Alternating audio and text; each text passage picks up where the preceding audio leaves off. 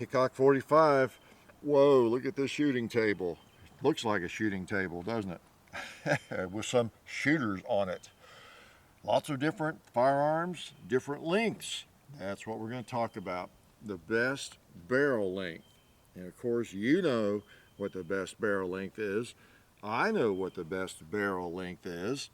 So we're going to reveal the secret to everybody today, aren't we? Especially new shooters, new gun owners, and anybody that has always wondered, what is the best barrel length on a Glock or on a Colt single action, on a Smith & Wesson revolver? You got them in 3-inch, 4-inch, 6-inch, 8-inch. What do you buy? Okay. Well, since I have fired all lengths on most of the common firearms, common types of firearms, classes of firearms, rifles too, but handguns especially, I thought I'd share my genius with you, right? Sorry, no heavy genius, but I do have, like I had to tell you that, but I do have some experience, okay? And you see it on the table. Been shooting most of these firearms for years and years, okay? So I'll try not to go too long, because you could endlessly talk all day, about this kind of thing and debate back and forth, but I want to give you kind of an overview, some things to think about. And you don't have to be a brand new gun owner, of course. You may have been shooting for a while. Maybe you have, you're a good shot. You got a Glock 19, you shoot the thing all the time. You've got a 4-inch 44, you shoot it quite a lot, and you've gotten pretty good with it. You've never fired a 3-inch version. You've never fired a 6.5-inch or a longer one. So, maybe be of some benefit to you too. Barrel length, and this is strictly my opinion, my experience, all right? Chime in, you experienced shooters, or maybe fairly inexperienced if you have a lot of experience with one particular barrel length or something that you think might help the crowd. But based on my experience, I just want to cover a few things that I thought might help you, okay?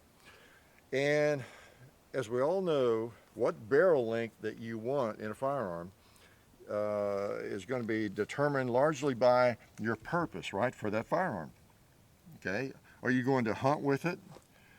Is it strictly a target handgun? Or is it a defensive handgun? Or does it serve all three purposes, or two of those three? So all those are big factors, aren't they? The purpose of it, okay?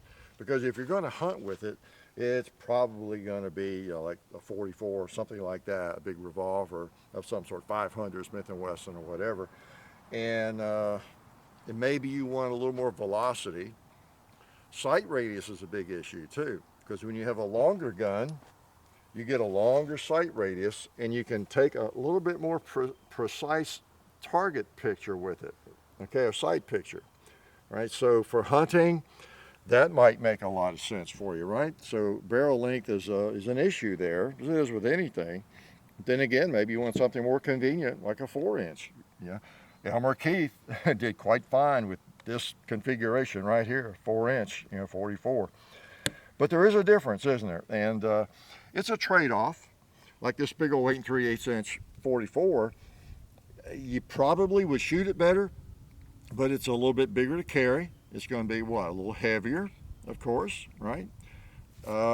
Maybe less handy, however you want to call that. So, just depends on what you want. Let's just shoot a couple of these. I'll give you an idea. What is one of the biggest differences that probably has come to everybody's mind right away? I've got a 3-inch 44 Magnum. I've got an 8-inch 44 Magnum. Well, we'll put a couple of rounds in, and you know what one of the big differences is going to be. Yeah, sight radius is one, right? And just handier. This little firearm I could have in a holster on my belt a lot easier than that long one. But let's shoot it. Let's shoot something like that target. Woo!